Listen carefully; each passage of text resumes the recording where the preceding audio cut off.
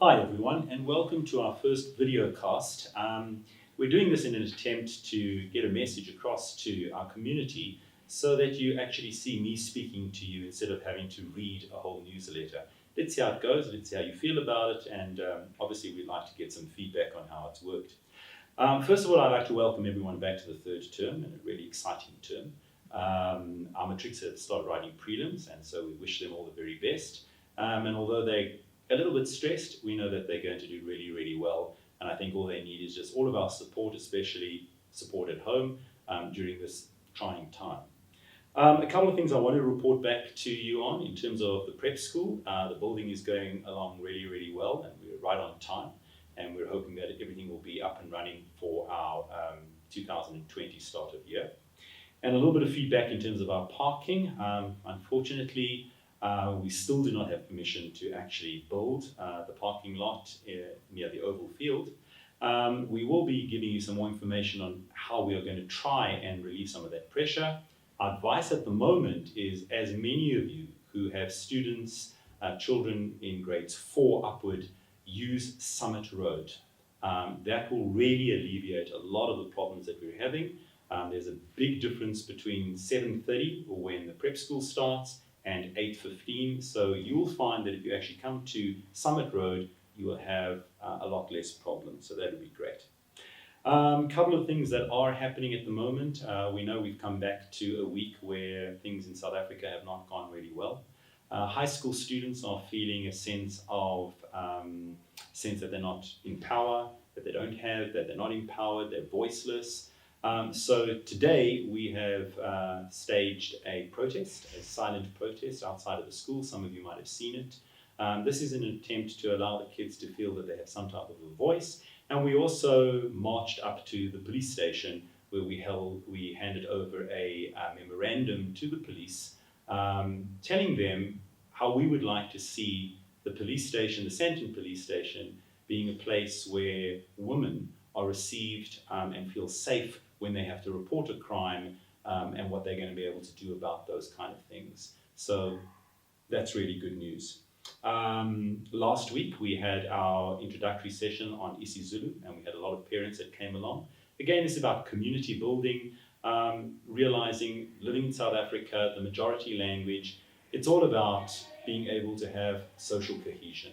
And social cohesion doesn't come around because of having different colors. It's about being able to speak the same language. And we're hoping that as many of you join these classes, although I have to say this term we're fully booked, but we will have more introductory classes starting next term.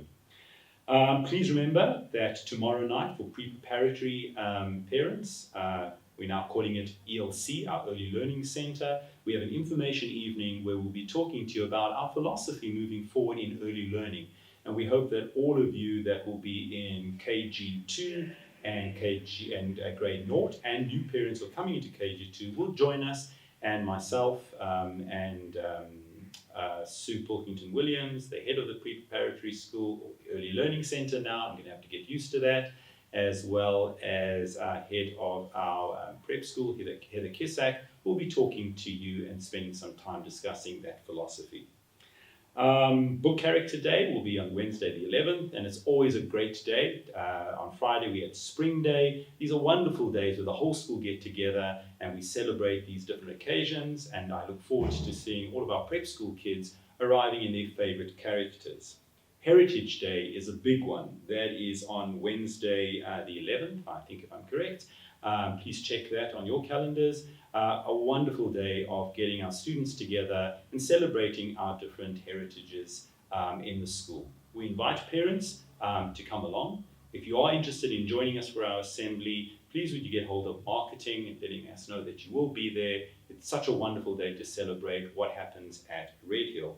And then finally, just to remind you, Redfest, which this year is going to be absolutely amazing. On the Friday, it's going to be similar to our African Day, where we had African Scholars Day. Parents will be invited to come and join us for a whole series of lectures around the arts and culture.